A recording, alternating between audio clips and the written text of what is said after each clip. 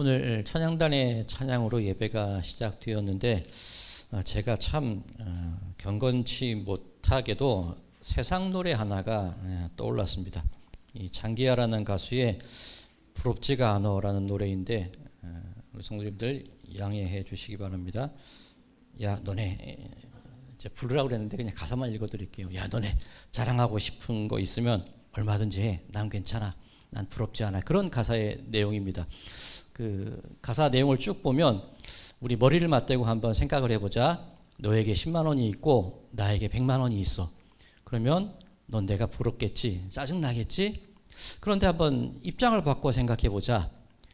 네 그런 모습으로 내가 행복해야 할까? 세상에는 1000만 원을 가진 사람도 있거든. 그런 가사가 진행이 됩니다. 그래서 이 반복되는 게 부러우니까 자랑을 하고 자랑하니까 부럽고 부러우니까 자랑을 하고 그런 가사가 계속 반복이 됩니다. 그런데 그 중에 세상에는 부러워하지 않는 사람이 있는데 그게 나야. 그런 가사가 딱 있습니다. 자, 이 노래의 내용이 어떤 내용이냐면 세상 사람들의 행복과 기쁨의 기준이 뭐냐면 나의 밖에 있다는 거죠. 어떤 내가 누리는 물질이라든가 조건이라든가 그런 환경들이 내 기쁨의 조건이 되는데 나보다 더 잘 나가는 사람을 보면 기분 나쁘고 짜증날 수밖에 없다는 거죠. 그런데 이 장기하라는 가수가 노래하는 게 뭐냐면 난 부럽지 않다는 거예요. 왜냐하면 내 행복과 내 기쁨의 조건이 밖에 있지 않다는 겁니다. 내 안에 기쁨의 조건이 있기 때문에 누가 뭐라 한들 나는 부럽지 않아. 난 괜찮아. 아무리 그렇게 해봐. 그런 노래라고 할 수가 있습니다. 자, 오늘 찬양 예배를 드렸는데 어떠십니까? 이 예배라는 것이 우리들의 마음이 흡족하여지는 것, 그게 예배의 목적은 아니지 않습니까?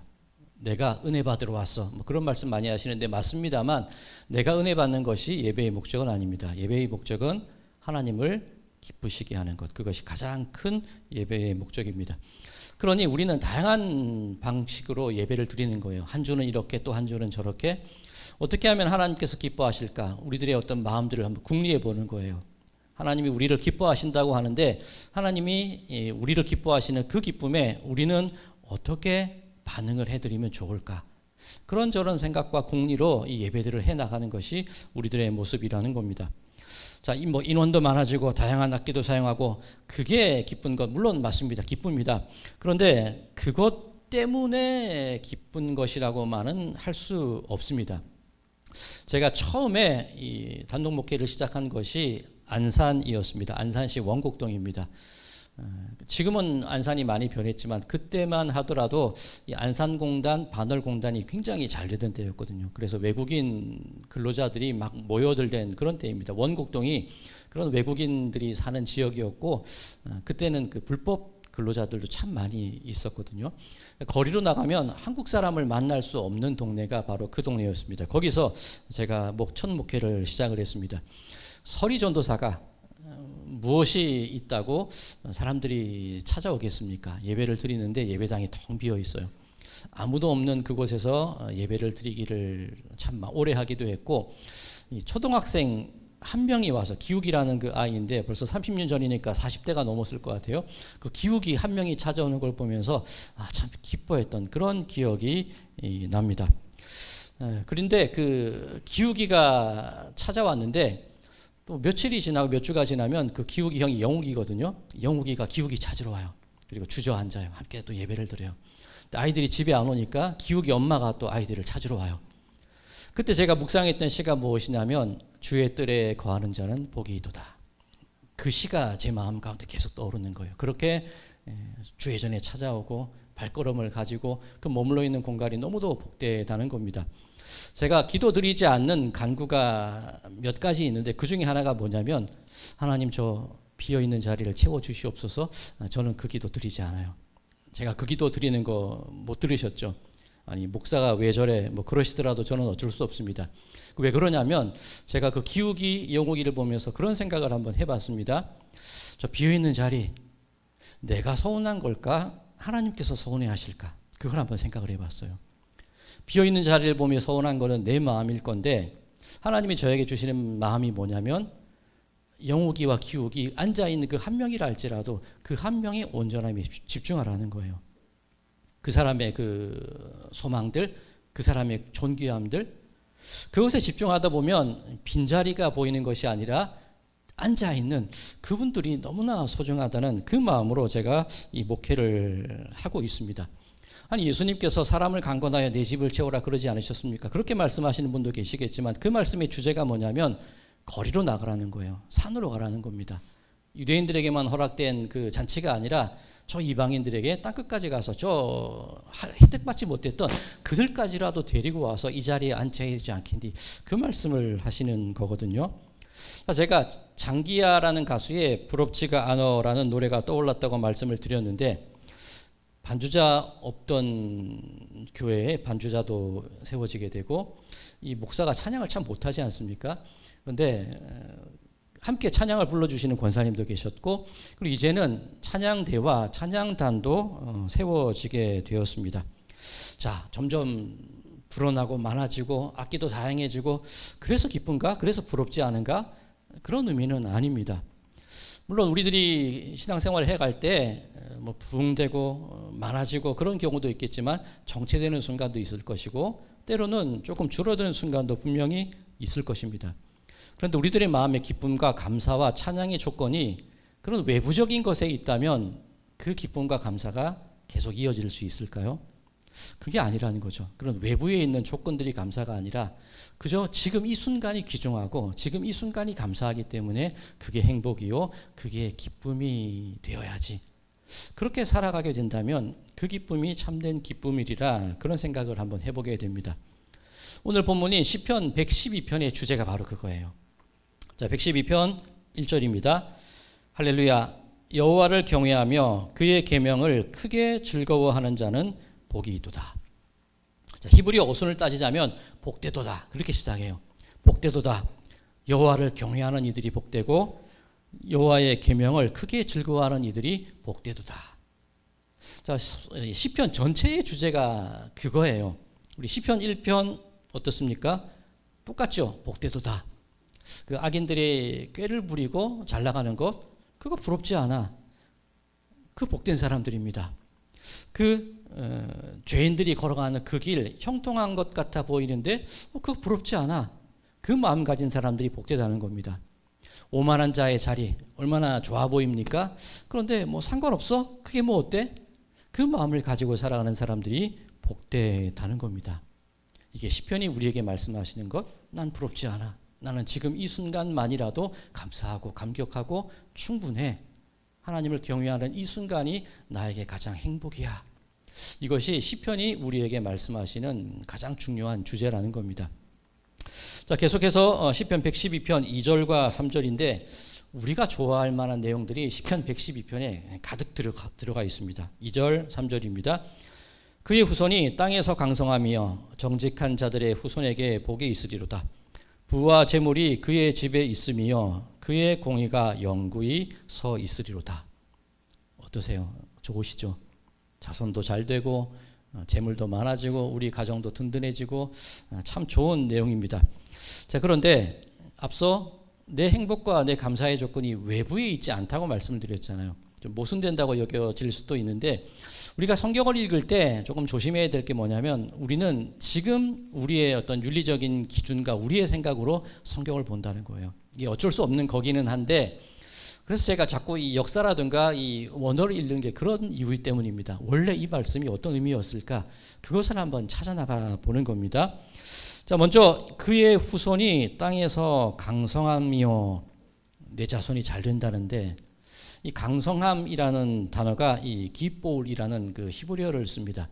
이 강성하다, 이 용감하다, 맹렬하다, 그리고 이 마이티라 그러죠. 이 전능하다, 그런 의미를 가진 게 이 기볼이라는 단어입니다. 자, 이것이 원래 어떤 의미를 가지고 있냐면, 이 영화를 보면, 특별히 이 그리스 시대의 영화를 보면 많은 어떤 신들의 전쟁, 그런 내용들이 영화에 많이 반영되어 있지 않습니까? 그 트로이라는 영화가 있는데 그 트로이라는 영화에 보면 한 장면 중에 제가 기억에 남는 게 이 트로이 성 앞에서 트로이 왕자 헥토르하고 아킬레스가 싸우는 1대1로 싸우는 장면이 있습니다. 아킬레스가 이 브래드 피트가 연기를 했어요. 그런데 이 헥토르가 아킬레스와 싸우면 질 게 뻔해요. 그래도 나간단 말이에요. 실제로 아킬레스에게 헥토르가 죽임을 당합니다. 이 기볼, 강성하다는 단어가 뭐냐면 그 당시 고대 중동 사회에서 전쟁이 일어났을 경우에 내가 죽음을 맞이한다 하더라도 나는 명예롭게 그 전장의 자리에 나아가겠다. 그 마음이 강성하다는 거예요. 용맹하다는 겁니다. 그러면 내 자손이 잘되고 형통하여서 내게 복이 있다. 그런 의미도 있겠지만 이 당시 성경이 쓰여지고 읽혀지던 때 사람들의 생각을 읽어보면 어떤 의미가 있냐면 내 자손이 해야 할 일과 있어야 할 자리에 용감하게 나가는 그 삶의 모습들, 그게 나에게 복이 됩니다. 그런 고백이 되는 겁니다. 자, 그 다음 정직한 자들의 후손에게 복이 있으리로다. 우리가 생각하는 정직, 이 솔직한 거잖아요. 거짓을 말하지 않는 게 정직인데 이 히브리어에서 이 정직, 이 야사르라는 단어인데 곧다라는 겁니다. 곧다, 쭉 뻗어 있다는 거예요. 이 정직, 한자로 보면 바를 정자에 곧을 직자지 않습니까? 한자 그 의미대로 해석을 하는 겁니다. 올곧게 서 있는 상태가 이 야사르라는 단어입니다. 제가 오늘 이 여러 종교에 대해서 말씀을 드릴 텐데 다른 종교 왜 살펴보냐? 어떤 의미가 있냐면 그들의 마음 가운데 하나님께서 주신 가장 근원적인 소망이 있을 거 아닙니까? 지금은 비록 다른 종교를 믿고 있지만, 지금은 비록 우상을 섬기고 있지만, 사람이라면, 하나님의 형상을 가진 존재라면 가장 기본적으로 부인할 수 없는 무언가 근원적인 그런 바람들이 있다는 거예요. 그걸 한번 찾아보자는 겁니다. 자, 서양 교회에서 첨탑을 세우죠. 이 높은 탑을 세웁니다. 어떤 의미가 있냐면 이 지상에서 살아가는 내 삶 속에 어떻게든 하나님과 한번 연결되어 보려는 그 높은 곳을 바라보려는 소망이 있는 겁니다. 이 바벨탑과는 의미가 다른 겁니다. 이 불교 사찰에 가면 이 사찰 들어간 입구에 단간지주라는 게 있어요. 이 돌로 된 이 작은 이 사람 키만한 기둥 2개가 있습니다. 그리고 이 구멍이 이렇게 몇 개 옆으로 뚫려 있는데 단간지주라고 하는데 그게 뭐냐면 단간을 세우는 거예요. 당이라고 해서 이 높은 장대 위에 깃발을 걸어둡니다. 이 사찰에서 어떤 행사를 하게 될 때에 그 단간지주 사이에 당을 세우고 깃발을 달아놔요. 자, 불교는 뭐 자기가 어떤 해탈되고 본뇌에서 벗어나는 것이라고 생각하겠지만 그들의 마음 가운데에도 하늘 높은 곳을 향한 그런 바람이 있다는 거예요. 우리나라도 산에 가면 솥대 있지 않습니까? 이 오리나 기러기 모양을 장대 위에 세워놓는 그 솥대가 있습니다. 마찬가지예요. 이 땅의 소망들이 그 기러기를 통하여서 하늘로 이어지기를 바라는 그 마음이 있는 거예요. 이 모든 어떤 종교라든가 모든 사람들의 심성 가운데 그 정직의 마음이 있는 거예요. 하늘을 바라고. 우리 기독교인 같은 경우는 어떻습니까? 야사르, 곧게 서 있고 정직하다는 의미는 하나님께 내 모든 소망을 맡기는 거예요. 하나님 앞에 올곧게 서 있는 게 이 정직하다는 겁니다. 자, 정직한 자들의 후손에게 복이 있으로다. 우리의 복이라는 게 딴 게 아니라 그렇게 하늘을 바라고 하늘을 중심으로 그렇게 살아가는 것이 우리의 복이 된다. 그 말씀이 되는 것이지요. 자, 그 다음 이 부와 재물이 그의 집에 있음이요. 부와 재물이 그에 있음이요. 참 좋습니다. 근데 오늘날 기준 말고 이 당시 기준을 한번 보자고 제가 말씀을 드립니다. 자, 우리나라에 이 조선말 동학농민혁명이 일어났습니다. 많은 사람들이 그 동학을 종교적으로도 믿었는데 왜 그러냐면 일제시대의 수탈 그리고 이 관찰사들이죠. 이 관리들이 부정부패를 행하고 이른바 뭐 유교, 불교, 기존의 종교들에서 보여왔던 그 양반들의 많은 악행들이 백성들에게 쏟아졌거든요. 백성들이 못 살겠는 겁니다. 그런데 동학에서 백성들이 소망을 발견한 겁니다. 길을 찾는 겁니다.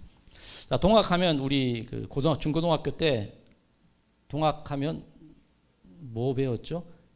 인내천? 기억나요? 안 배웠습니까?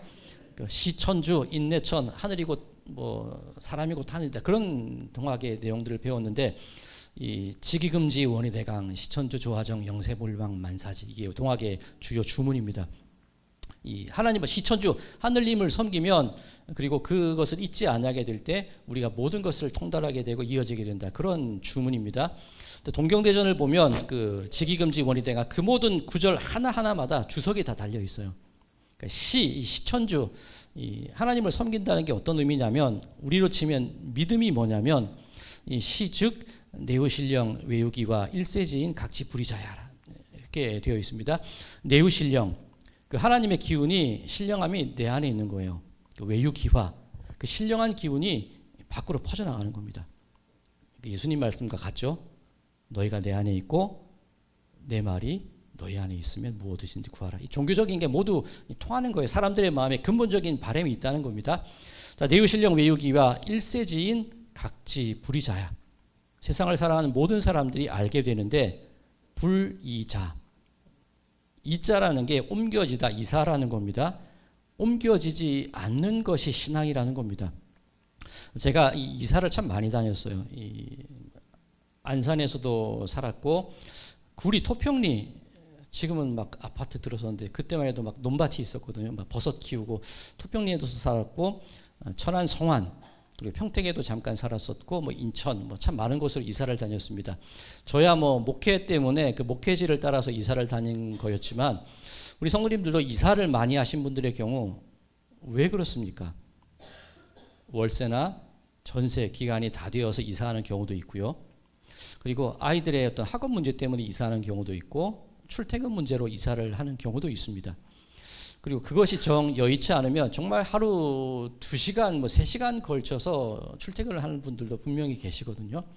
자, 이 농민혁명이 일어났을 때 사람들이 이렇게 하면 일본 분들이 와서 뺏어가고 저렇게 하면 관료들이 와서 뺏어가고 저렇게 하면 양반네들이 우리를 못 살게 굴고 그게 백성들의 삶이었다는 거예요.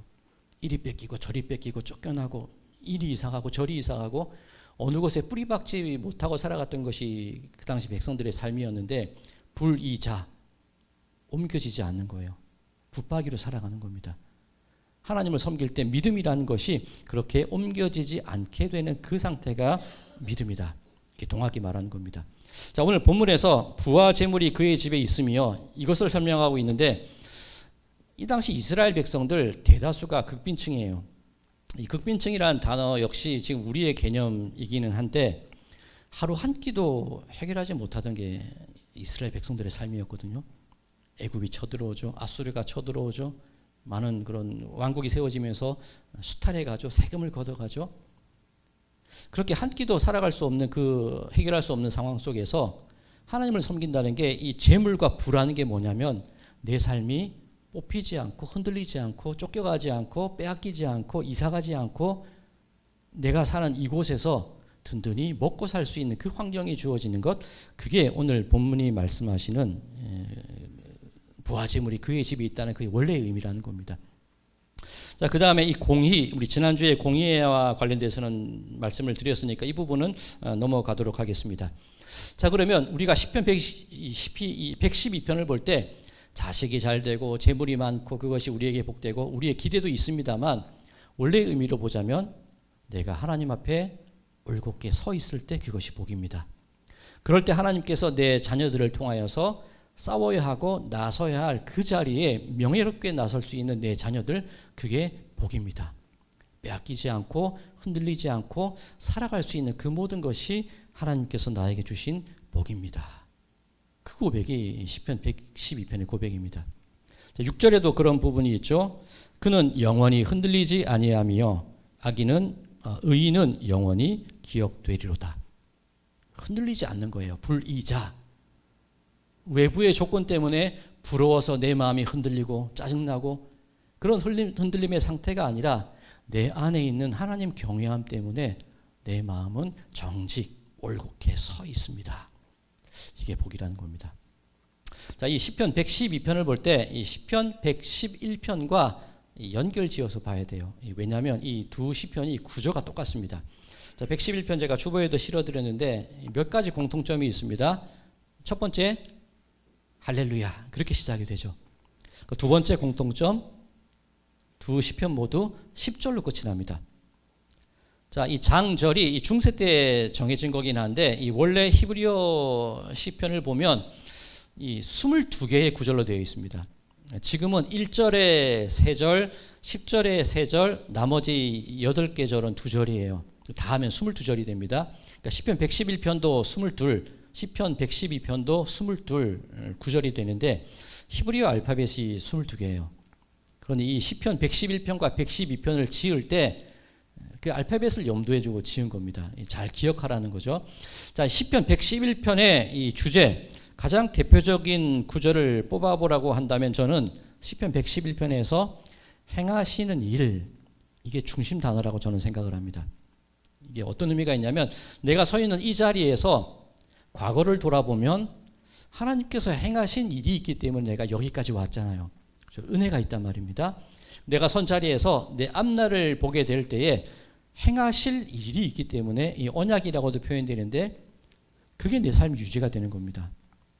즉 지금 내가 살아가고 있는데 과거도 그렇고 미래도 그렇고 오로지 하나님이 행하셨고 행하고 계시고 행하실 일, 그것이 나에게 복이 됩니다. 이게 111편이고 112편으로 넘어와서 그래서 내가 하나님 앞에 정직하게 서 있고 그래서 내 자녀가 강성하고 그래서 내 삶이 흔들리지 않습니다. 그렇게 찬양하는 게 이 112편의 흐름이라는 그런 얘기입니다. 자, 장기하 노래로 치자면 부럽지가 않아, 그거예요. 하나님이 지켜주셨고 지켜주고 계시고 지켜주실 거니까 세상 사람들이 뭐라고 한들 뭐 그들이 잘 나간들 어떻든 나는 부럽지가 않아. 지금 이 순간 이 모습 정직하게 하나님 앞에 서 있는 이 모습 그대로가 나는 만족하고 내 기쁨이 됩니다.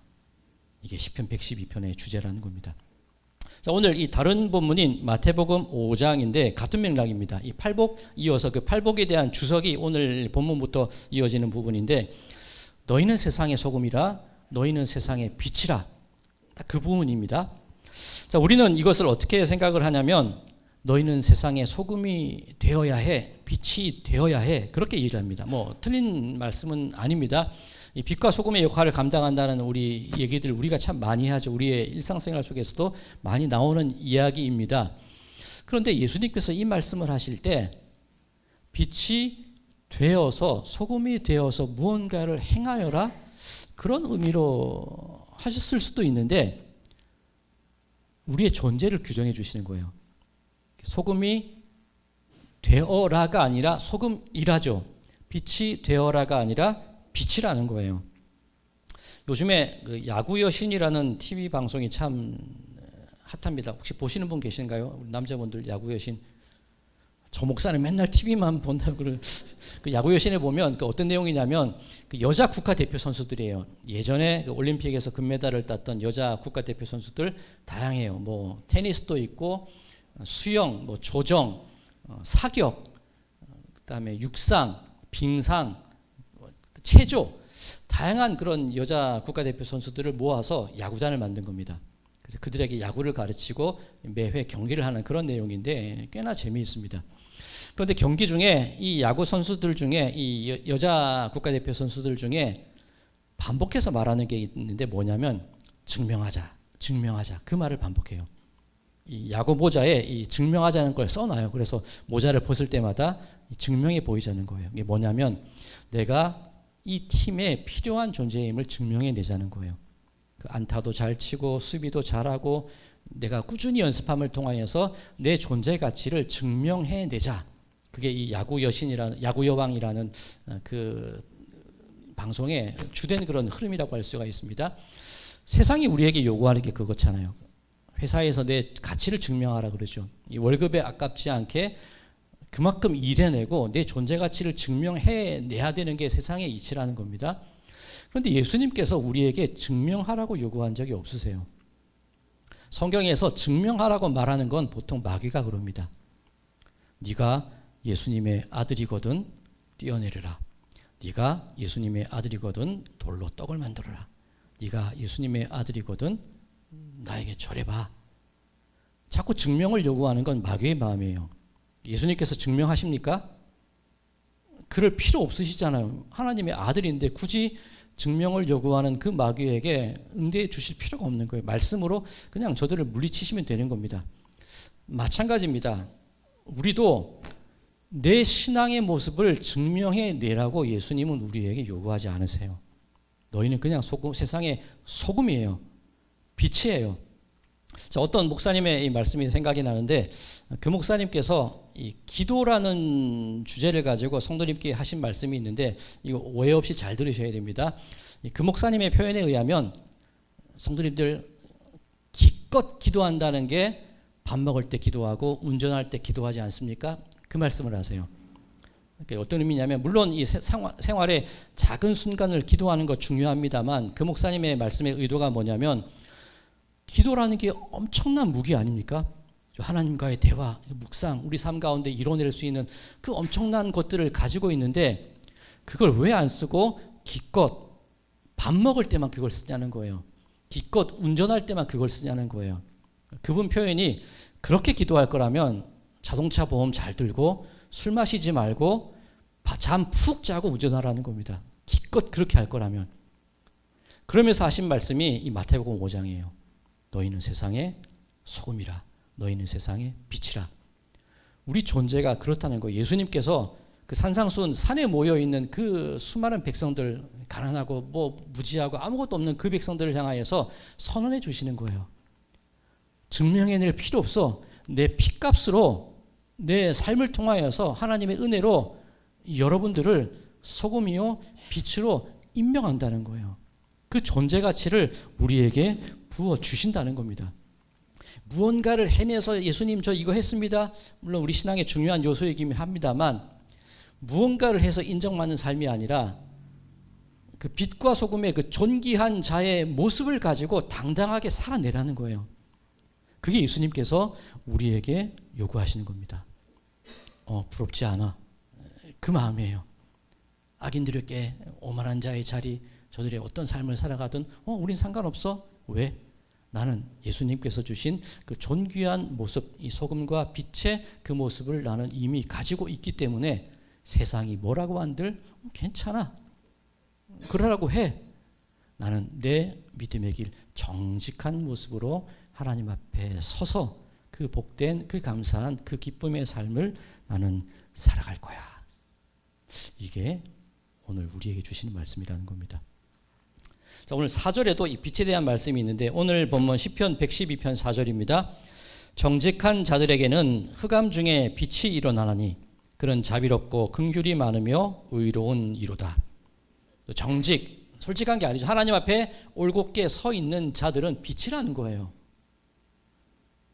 즉 우리들의 삶의 모습이 그 빛된 모습을 가지고 자비롭고 긍휼이 많으며 의로운, 우리 지난주 미가서 6장과 연결이 됩니다. 하나님 앞에 예배자의 모습은 어떤가? 정의를 행하고 인자를 사랑하고 겸손하여 하나님과 동행하는 그것이 예배자이다. 오늘 본문도 마찬가지예요. 그런 우리의 존귀한 그 모습을 가지고 당당하게 살아나가는 것, 이것이 우리 성도들이 지녀야 할 모습이라는 겁니다. 자, 사랑하는 성도 여러분들, 굳이 우리는 증명해내지 않아도 돼요. 그 대신 우리의 이 모습을 가지고 살아내면 되는 겁니다. 그깟 죄, 언제까지 죄에 매여 있겠습니까? 물론 우리는 죄인이에요. 근원적인 어떤 죄의 굴레에서 벗어날 수 없습니다. 그런데 그 죄에 얽매여서 그 어쩔 수 없는 거기에만 매여 사는 삶이 아니라 이런 나의 존귀한 이 자랑스러운 하나님의 아들의 이 모습을 가지고 그깟 죄, 난 이제 상관없어. 그렇게 이겨나가시자는 거예요. 그렇게 살아나가자는 겁니다. 이것이 오늘 우리가 살아내야 할 그리스도인의 모습인 줄로 믿습니다. 우리 성도님들 자꾸 세상 노래 요구해드려서 죄송합니다만 부럽지가 않아. 그 마음으로 살아가시기 바랍니다. 그것 그깟 거 뭐 어쩌라고? 나는 괜찮아. 상관없어. 그러라고 해. 나는 하나님 앞에 정직하게 올곧게 서 있음을 통하여서 명예롭게 살아갈 거야. 그런 신앙의 마음으로 강성하게 날마다 세상을 이기며 살아나가시는 우리 모든 성도님들의 삶이 되시기를 주님의 이름으로 간절히 축원드립니다.